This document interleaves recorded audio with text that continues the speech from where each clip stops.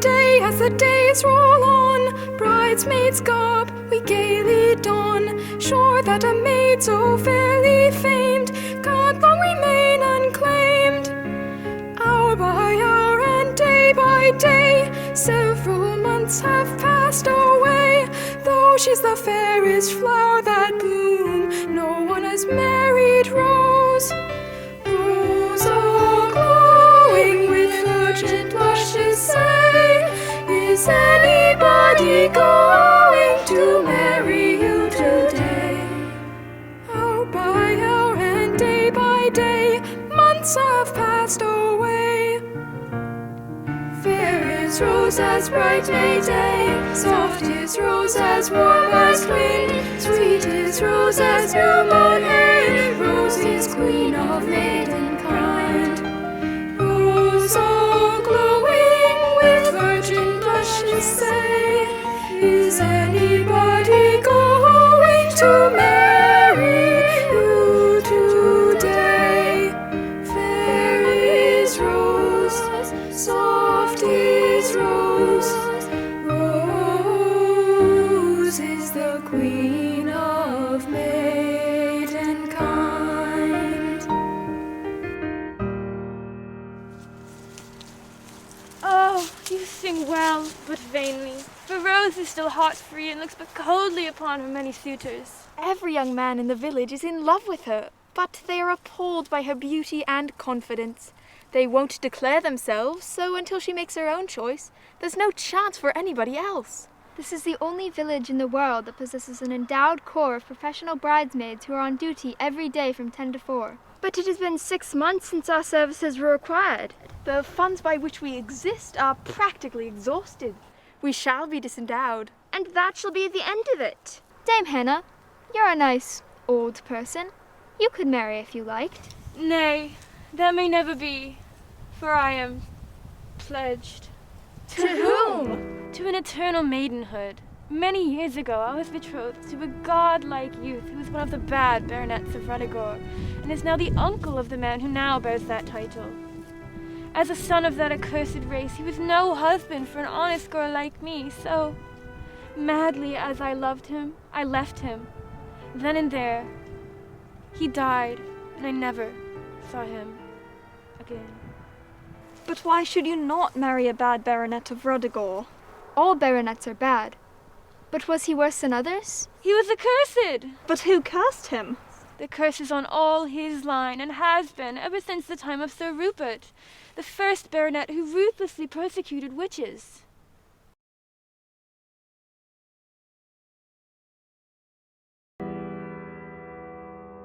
Once on the village green, a palsied hag he roasted, and what took place, I ween, shook his composure boasted.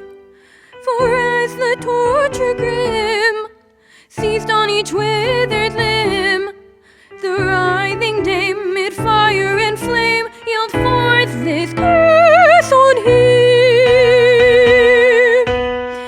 Each lord of Ruddigore, despite his best endeavor, shall do one crime or more, once every day forever.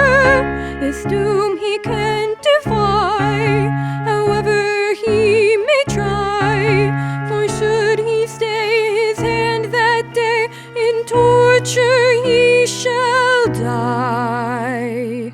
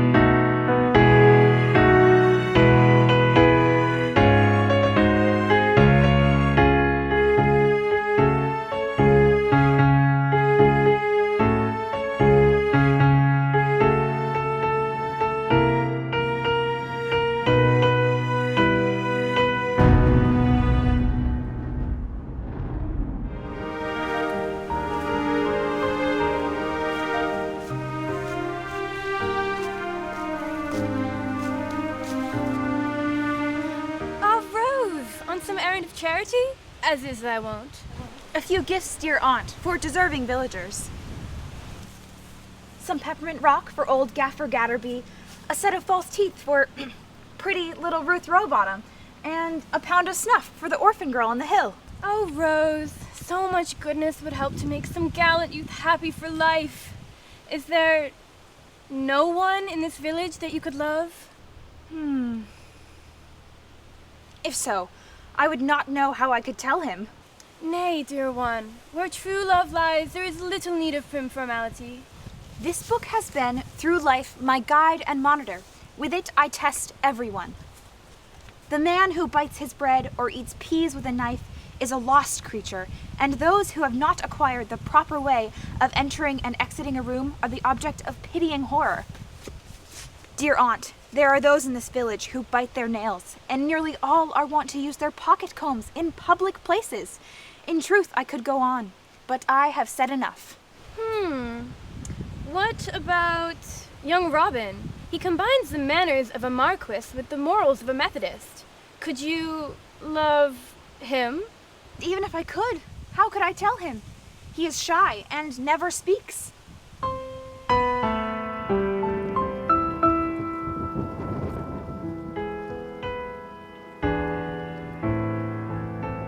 If any well-bred youth I knew, polite and gentle, neat and trim, then I would hint as much to you, and you could hint as much to him. But here it says in plainest print, it's most unladylike to hint.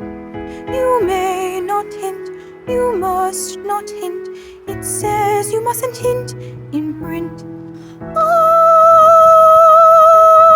and if I loved him through and through, true love and not a passing whim, then I could speak of it to you, and you could speak of it to him. But here I find it doesn't do to speak until you're spoken to. Where can it be? Now let me see. Yes, yes. Don't speak until you're spoken to.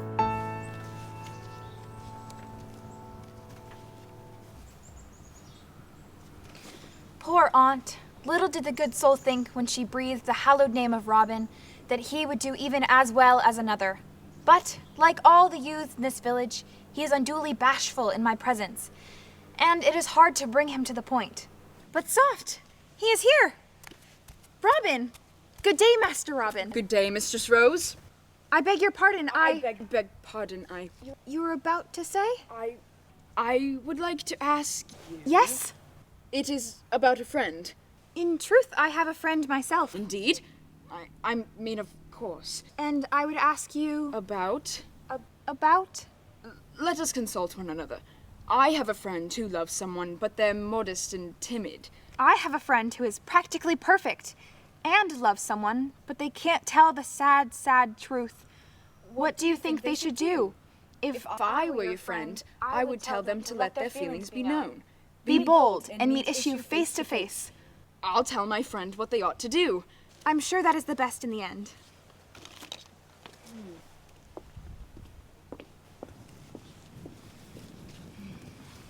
I wonder if she knows what she is talking about, or what I am talking about. My kind master is sad. Dear Sir Rivenmer Gatroid. For 20 years, I concealed myself in this innocent village under the name of Robin Oakapple. My younger brother, Despard, believing me to be lost, succeeded to the title and its attendant curse. For 20 years I've been safe. Don't blow it for me now. As you wish. Yet, as we are here alone, let me call you by your own right title once more. Please, Sir Riven Murgatroyd, Baronet of Ruddigore. like a weekend at a resort. If only there were more like you. If only there were indeed. But I bring you good tidings. Your foster brother has returned from sea. My beloved foster brother? No, it cannot be. It is even so. And see as he comes this way.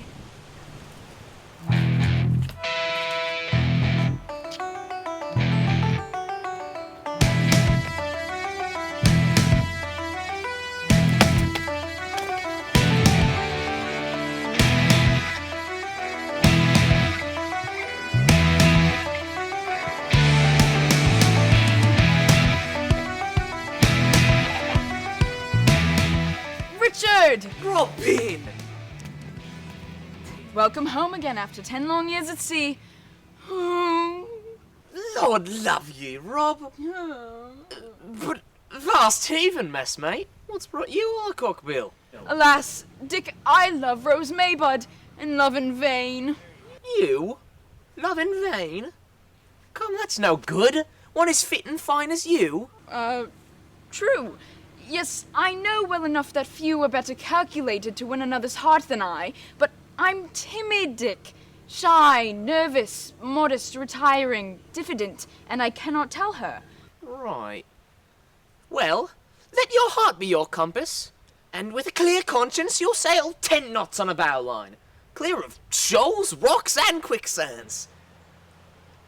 Robin, me lad, when I meet her, I'll spin her a yarn that shall serve to fish you two together for life. Will you do this thing for me? Oh, I'd give my right arm for 1/10 of your modest assurance. Poor kid. Well, I'll do my best. But here she comes. Steady. Steady it is. By the Port Admiral. But she's a tight little craft. Come now, Dick, she's not for you. And yet, I can't look at her unmoved. Sir, you are agitated. Aye, true enough. Took flat aback, my girl, but 'tis not. Well, you seem troubled. This apple? No, my lass, take that. It's just, I never see anything like you in all my born days. If you ain't the loveliest gal I've ever set eyes on, will you marry me? There. I can't say it fairer than that now, can I? No. Odd thing for a stranger to say.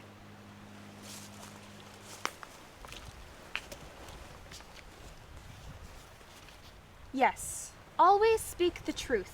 I speaks the truth as I know it. Keep no one in unnecessary suspense. In accepting an offer of marriage, do so with apparent hesitation. Avoid any appearance of eagerness. A little show of emotion will not be misplaced. I accept. Pardon this tear. Oh, Rose, you've made me the happiest blue jacket in England. Well, what news? Have you spoken to her? Oh, my lad, I have. So to speak. Spoke to her. And she refuses?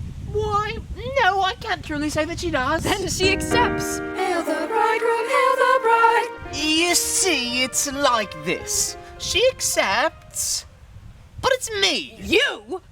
What does this mean? Oh, poor lad, my heart grieves for you, but it's like this. The moment I see her, and just as I was going to mention your name, I fell in love with her myself. Hail the bridegroom, hail the bride. Let the nuptial Will knot you be tied. quiet? Go away, those silly girls. What can I do? I'm bound to obey my heart's dictates. Oh, how was I to know how you felt? For behold, he is but a lowly mariner, and very poor withal, whereas you are a tiller of the land, a successful farmer, and never said a word to me. That's true, my lass. But it's done now, ain't it, Rob? Dick has won thy love fairly. Broken-hearted as I am, I'll stand up for Dick through thick and thin. Thank you, Rob. Yet I've heard that sailors are not likely to lead serious and thoughtful lives. It seems Dick is not a steady character, and when he's excited, he uses language that would make your hair curl. But look at his good qualities. He's as nimble as a pony, and his hornpipe is the talk of the fleet. Why, thank you, Rob. But I have heard that sailors are rarely true to those whom they profess to love. Granted, And I don't say that Dick isn't as bad as any of them. You are, and you know you are, you dog. You devil of a fellow. An out-and-out Lothario. Okay, you can stop there. But what then? No, not a word against Dick. I'll stand up for him through thick and thin. In sailing all life's ocean wide, your heart should be your only guide. With summer, sea, and favoring wind, yourself in port you'll surely find.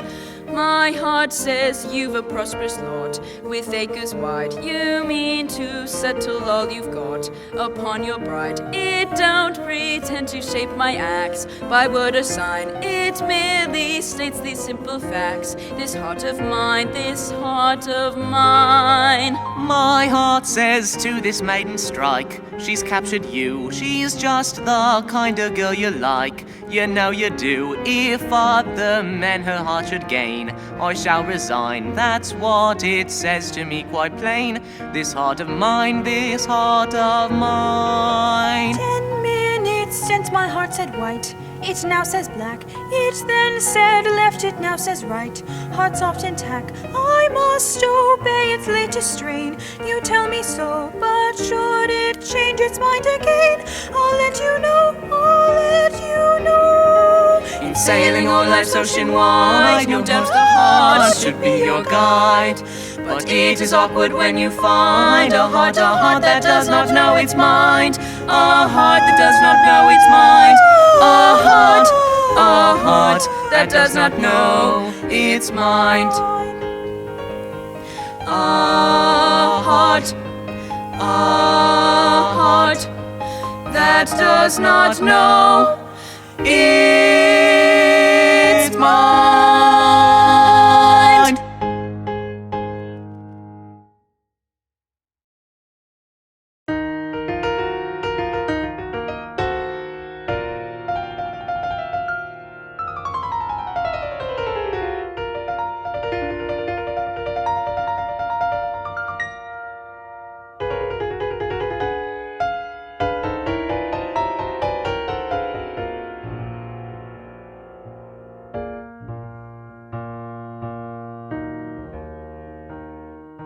Cheerily carols the lark over the court. Merrily whistles the clerk, scratching a blot. But the lark and the clerk, I remark, comfort me not. Over the ripening peach buzzes the bee. Splash on the billowy beach, tumbles the sea. But the peach and the beach, they are each nothing to me. And why? Who am I? Daft Madge, Crazy Meg, Mad Margaret, poor Peg. Mad I, yes, very, but why, mystery, don't call. No crime, 'tis only that I'm love lonely. That's all.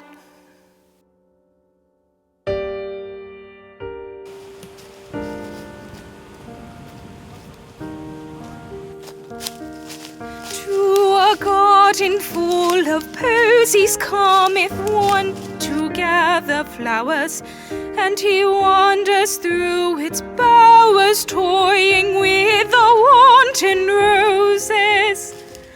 The wanton roses, who uprising from their beds, hold on high their shameless heads, with their pretty lips a-pouting, with their pretty lips a-pouting, never doubting,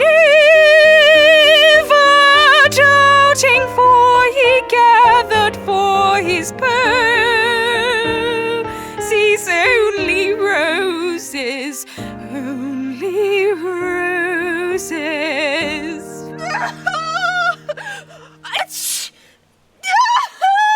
Someone's sad. What can I do to soften your sorrow? This apple.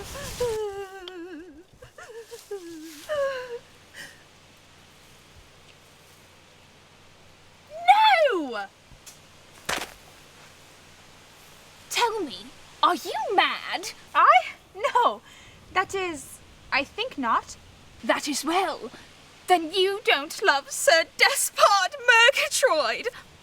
All mad girls love him. I love him. I'm Mad Margaret. Crazy Meg. Poor Peg.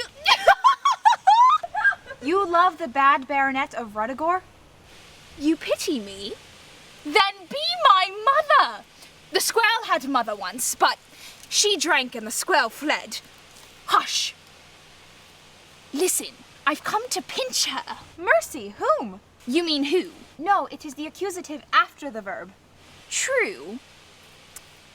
I've come to pinch Rose Maybud. Rose Maybud? I was in love with Despard once, but that's all gone.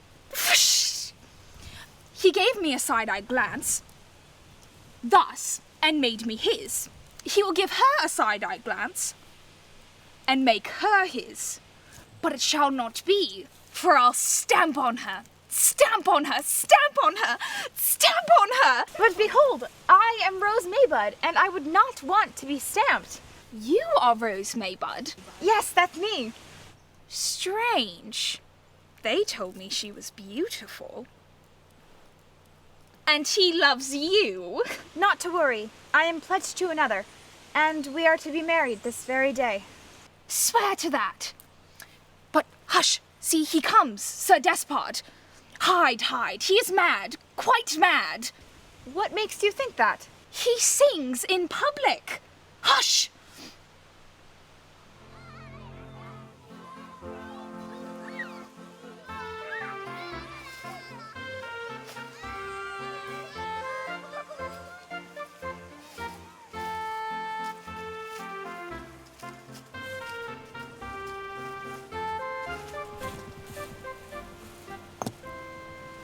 But what is a poor baronet to do when a whole picture gallery of ancestors would step down from their frames and threaten him with an excruciating death if he hesitate to commit his daily crime? But ha! I get my crime over the first thing in the morning, and then ha! For the rest of the day I do good, I do good, I do good.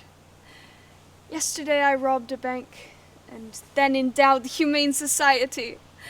Today I carry off Rose Maybud, and I will atone by adopting a foster beagle. Begging pardon, but I was... Observed, and by a mariner. What would you with me, fellow? Your Honour, I'm a poor man-of-war's man, becalmed in the doldrums. I don't know them. Does Your Honour know what it is to have a heart? I know what it is to have a complete apparatus for conducting the circulation of the blood through the veins and arteries of the human body. I mean, a heart that looks in the face and gives you orders that it's life or death to disobey. No. But I got a picture gallery that presumes to take that liberty. Well, Your Honour, it's like this. You had an elder brother. I had. Who should have inherited your title, and with it, its curse. Yes, but he disappeared. Oh, ribbon. He didn't. He didn't? He didn't. He didn't. He didn't. He lives in this here very village, under the name of Robin Oakapple, and he's a-going to marry Rose Maybud this very day. Can this be possible? Now, my question. Should I have told Your Honour this? I don't know. It's a delicate point. I think you should. I says to myself, Dick. I calls me Dick, because I've known myself since birth. Fine. You tell me that my elder brother lives, that I may charge him with his cruel deceit and transfer to his shoulders the hideous curse under which I have laboured for so many years. Free at last! Hail the bridegroom, hail the bride! Hail the bride as she rejoices. May our beaming smiles shed every blessing upon her. Everyone greet her with kindness. May we all be brides one day. Hail the bridegroom! The sons of this village are of such lowly station. Oh, yes, look at them. Though honest and active, they are awkward as awkward can be. That clumsy clodhoppers. drovers and hedgers, gardeners with all the airs of farm and field. True, but what do you suppose brought Rose to cast her choice on a sailor? She herself would quote from her book that one should proceed with caution if wooed by such as that. Perhaps I would not be so hasty as to limit my attentions. I know you would not, and neither would I, for I have seen the handsome Jackdaw who has stolen her heart. Sisters, you should not say such things. Do you want us all to end up like Dame Hannah? Of course not. All hail the bridegroom and bride, but never a lover for me. You see, I says to myself, Dick, I says that there young gal would recoil from Robin if she knowed what he really were. Now, you can't be letting this lass take a full step and ne'er fire a shot across a bow to bring her to. Now, I says to myself, Dick, you ought not. You understand? I believe I do. I think so too. I'll readily bet we'll never regret it. But yet, I've been too bold and rash in my own actions, a stealing the affections of sweet Rose Maybud with my nautical charms. But 'tain't for a British tar to brag. I must set the course of Robin and Rose back on the track that this here beam wind sent astray. This next step must now be taken. For duty must be done. That rule applies to one and all. And painful though that duty may be, to shirk the task. Hail the bride! Hail the bridegroom, hail the bride! He seems agitated yet elated, out to be thoroughly bored of being admired by ladies of gentle degree. Robin may have the bounty of his pastoral endeavours, but seems to lack the courage needed to win out his heart's desire. He is young and is in easy circumstances. He is far more braver than I. Rose Maybud's eye has been drawn not to Robin's easy nature, but to the seaward bravado of his foster brother Richard. Men of station set tender hearts a-beating. True, very true. We know that all sailors have the gift to win over a maiden's heart that we seem to lack, but Robin kept his heart's choice a secret and thus lost his one true love. Come this way.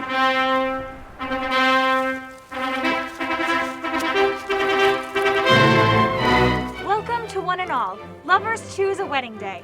Life is love, love is life. Like a bottle screw. And afore the bow line is tightened, I must tell you all that my messmate Robin should come down from his crow's nest and claim his bride.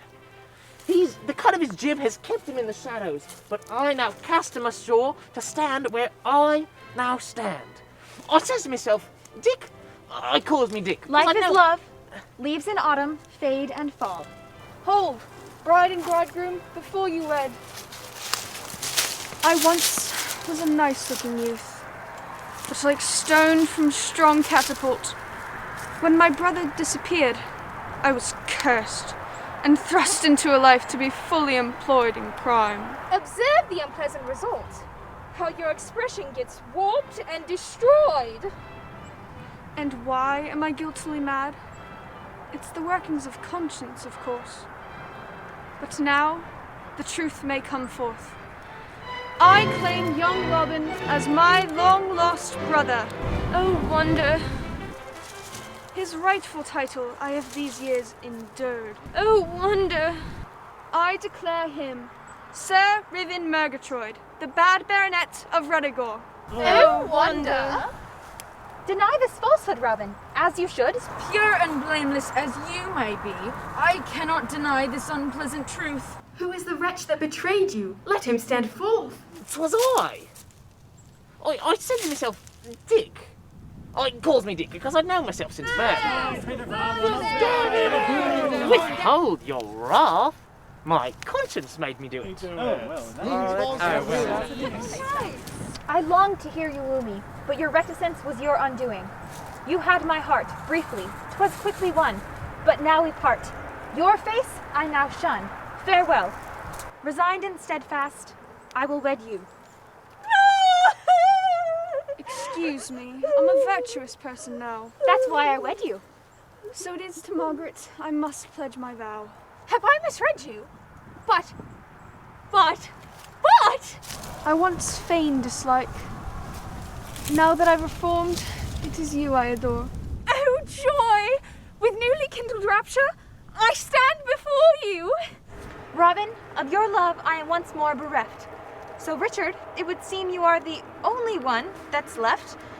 So, therefore, I am thine. Oh, wretched the debtor, who's signing a deed, and wretched the letter that no one can read. But very much better their lot it must be than that of a person whose head there's a curse on, alluding to me.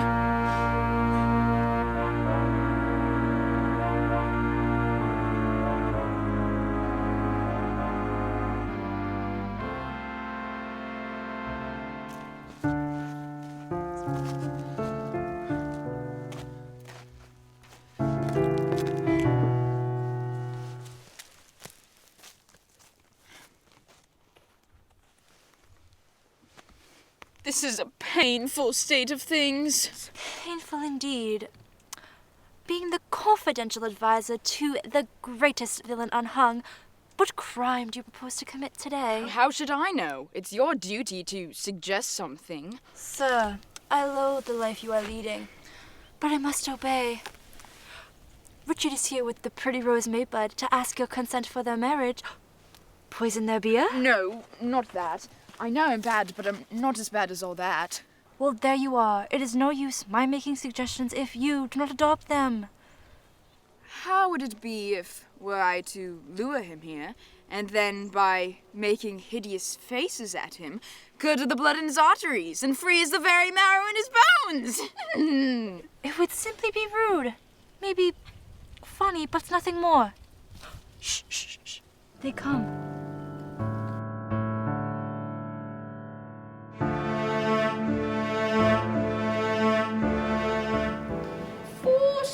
And 70. No, that's right. Was the night before. God, no. Ahoy, matey! No. You're Robin, not Richard. God.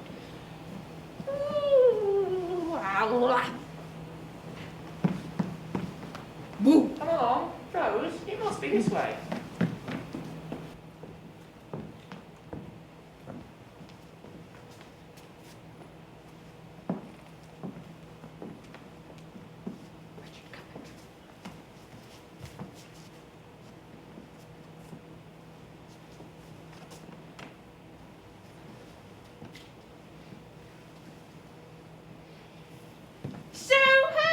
Pretty one, in my power at last, eh? Know ye not that I have those within my call, who, at my lightest bidding, would immure ye in an uncomfortable dungeon? What ho within there? Robin? Let me plead with him. Sir Riven, have pity. In my book of etiquette, the case of one about to be wedded to one who unexpectedly turns out to have a curse on him is not considered. One moment. Time was when you loved me madly. Prove that this was no selfish love by according your consent to my marriage with one whom, if he be not you yourself, is the next best thing, your dearest friend.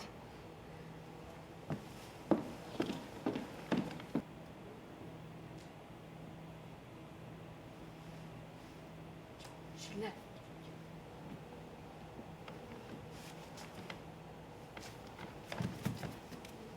For a week I have fulfilled my curse. I've committed a crime a day. Not a great crime, but still a crime. But will my ghostly ancestors be satisfied with what I've done? Or will they regard it as an unworthy subterfuge? Am I right? Yes, I am.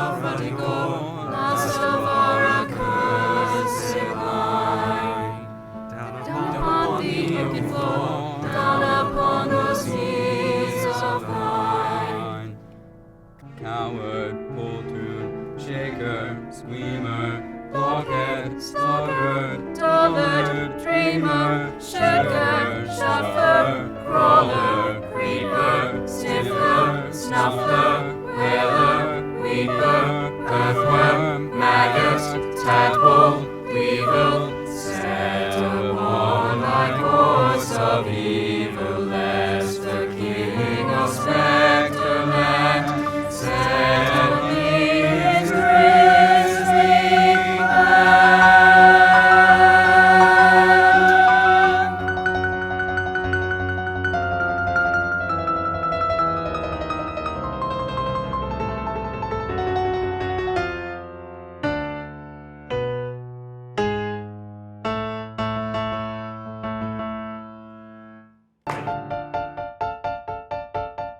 When the night wind howls in the chimney cowls, and the bat in the moonlight flies, and inky clouds, like funeral shrouds, sail over the midnight skies. When the footpads quail, and the night birds wail, and black dogs bay at the moon, then is the spectre's holiday, then is the ghost high noon. For then is the ghost high noon. High noon. Then is the ghost high noon. As the sob of the breeze sweeps over the trees, and the mist lie low on the fen, from grey tombstones are gathered the bones that once were women and men, till the welcome knell of the midnight bell rings forth its jolliest tune, and ushers in our next high holiday of the dead of the night's high noon. The dead of the night's high noon. High noon. The dead of the night's high noon.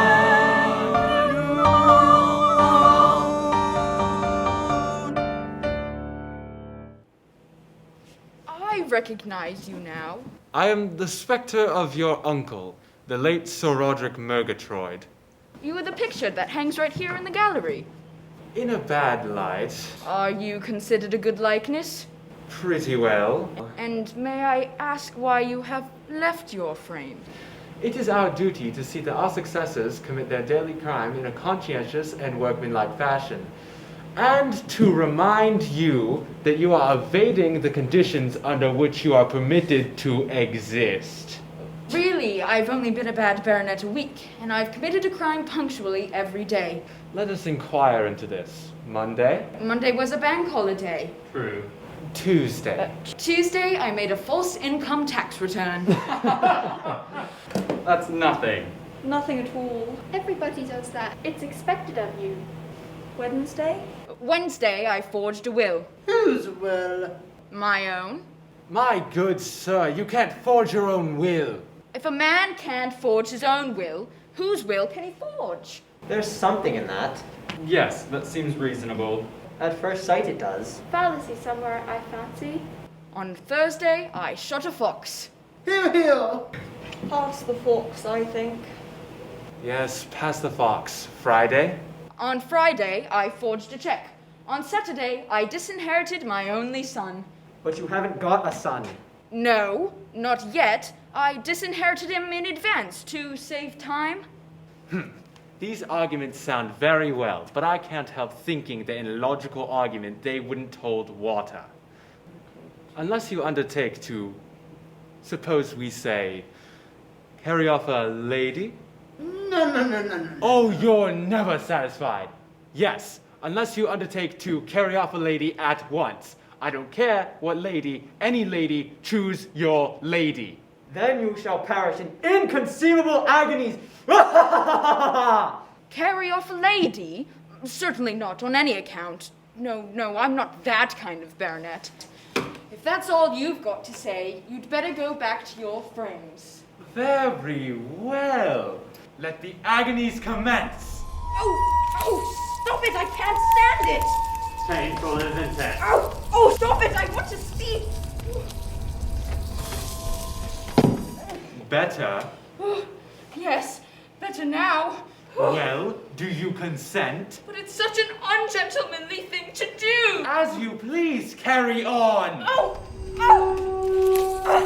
I agree. I promise it shall be done. Today? Today! At once? At once! I retract. I apologize.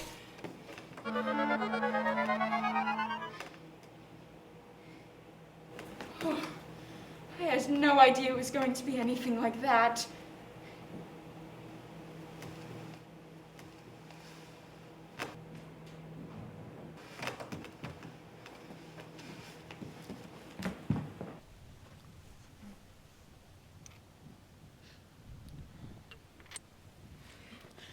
Oh, Danny. Sir, you are not well. I've seen him. All my ancestors. They're just gone. They said I must do something desperate at once, or perish in horrible agonies. Go to yonder village.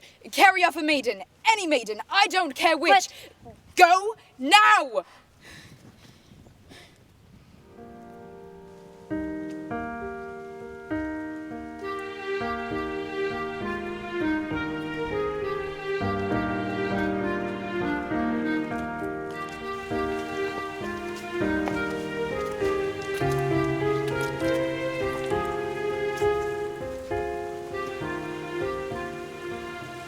We have been married a week. One happy, happy week. Our new life is delightful indeed. So calm.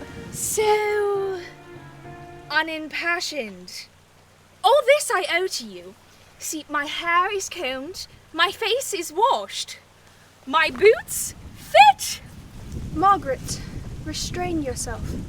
You are orderly, methodical, neat. You have your emotions well under control. I have!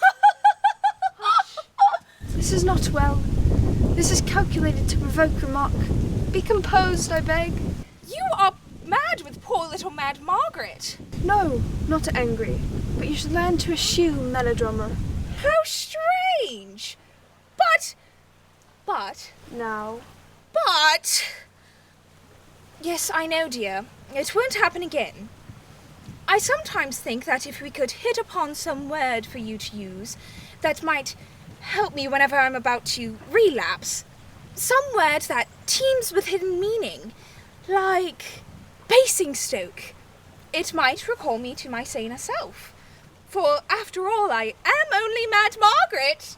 Daft Meg, poor Peg. Poor child, she wanders. Basingstoke, I beg. Margaret? Basingstoke it is.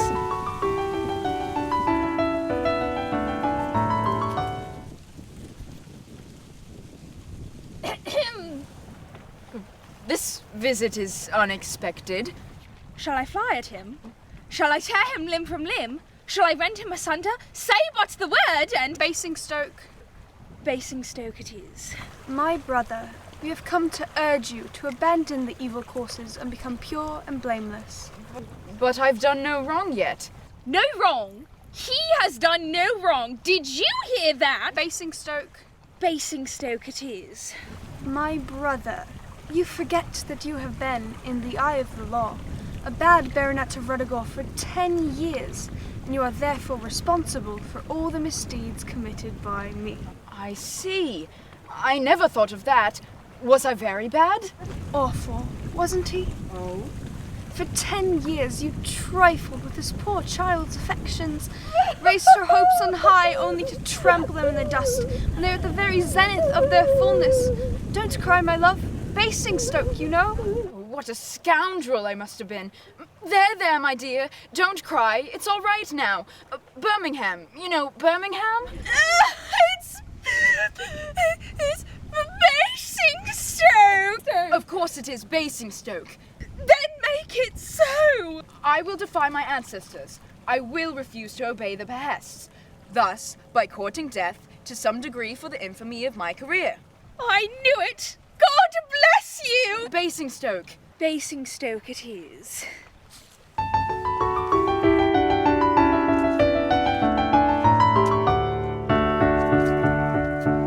My ears are fully open to my awful situation. I shall go at once to Roderick and make him an oration. I shall tell him I've recovered my forgotten moral senses, and I don't get 2 pence halfpenny for any consequences. Now I do not want to perish by the sword or by the dagger, but a martyr may and a little pardonable swagger.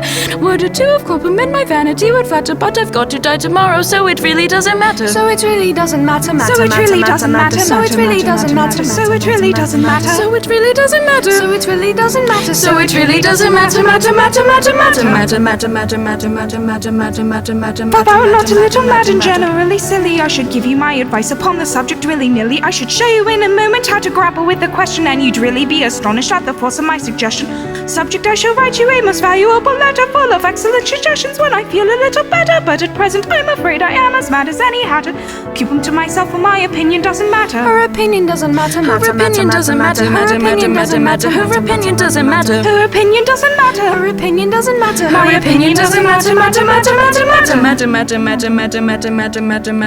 I had been so lucky as to have a steady brother who could talk to me as we are talking now to one another, who could give me good advice when he discovered I was erring, which is just the very favor which on you I am conferring, my existence would have made a rather interesting idyll, and I might have lived and died a very decent individual. His particularly rapid, unintelligible patter isn't generally heard, and if it is, it doesn't matter. If it is, it doesn't matter. If it is, it doesn't matter. If it is, it doesn't matter. This particularly rapid, unintelligible patter isn't generally heard, and if it is, it doesn't matter. This particularly rapid, unintelligible patter isn't generally heard, and if it is, it doesn't matter.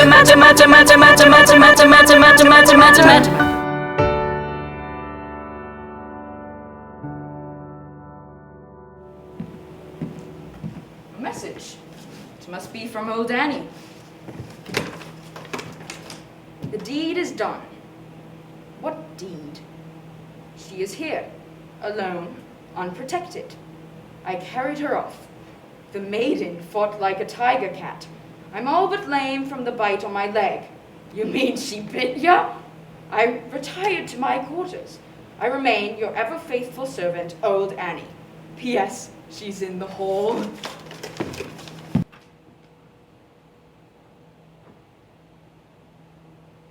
Dame Hannah? This is not at all what I expected. Well, sir, your minion has torn me from my spotless home, blindfolded and shrieking through hedges over stiles and across a very difficult country, and left me helpless and trembling at your mercy. Yet not helpless, coward sir. For this shall teach you what it is to lay unholy hands on me.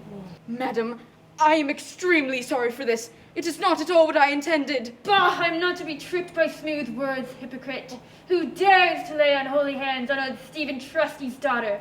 Now then, it's 1-1 and let the best man win.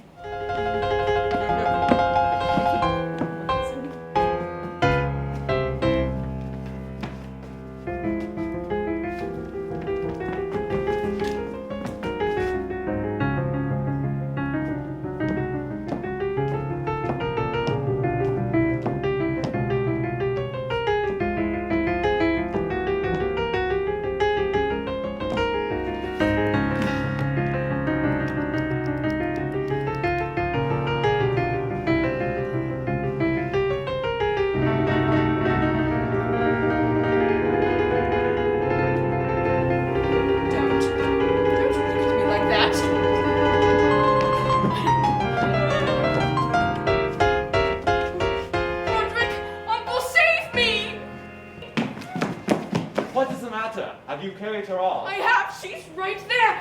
Look at her. She terrifies me. Little Nannykins. Ruddigore. My own old love. Why are you here? This brute. He carried me off, but I'll show him. Stop! What do you mean by carrying off this lady? Are you aware that once upon a time she was engaged to be married to me? I am very angry. Very angry indeed. Now I hope this... Hold your tongue, sir. Yes, Uncle. You go away. Yes, Uncle. This is a strange meeting after so many years. Very. I thought you were dead. I am. I died 10 years ago. Come, let us go for a walk.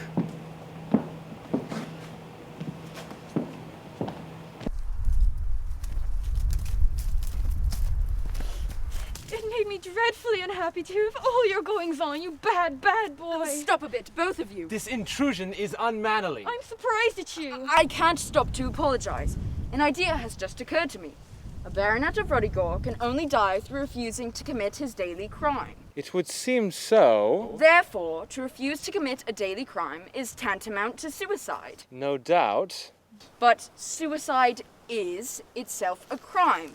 And so, by your own showing, you ought to have never died at all. I see. I understand. Then I'm practically alive. Undoubtedly. Rose, when you believed I was a simple farmer, I believed you loved me. Madly, passionately. But when I turned out to be a bad baronet, you very properly loved Richard instead? Passionately? Madly. And if I should turn out not to be a bad baronet after all, how would you love me then? Madly, passionately. As before? Why, of course. My darling. Hey! Wait a minute. When a man has been a bad baronet and expresses deep repentance, you should help him if you're able.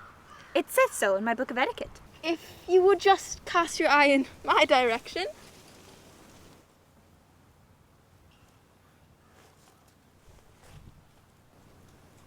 Ask me why I do not. Like an honest British sailor, I'll take you for my missus. With the blessed calm of matrimony, we shall toddle off tomorrow to settle in the town of Basingstoke. Or Boston.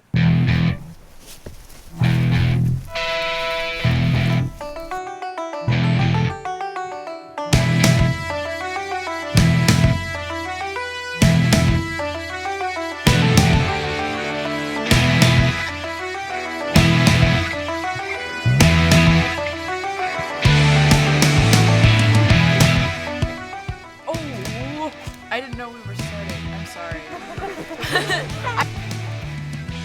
Some peppermint.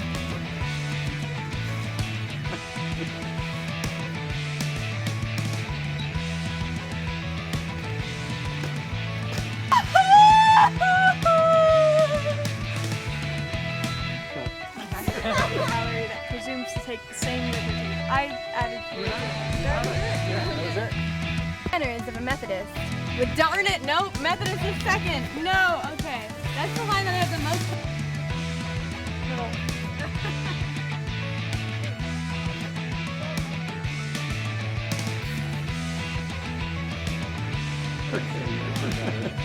You would just cast your eye in my direction.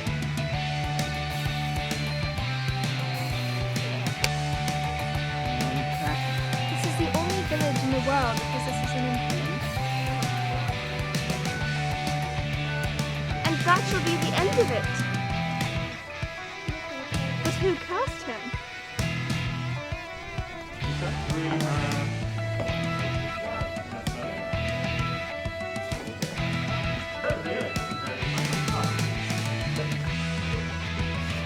But you haven't got a son. Action. Hail the bridegroom! Agitated yet elated. Oh yeah. Anyway.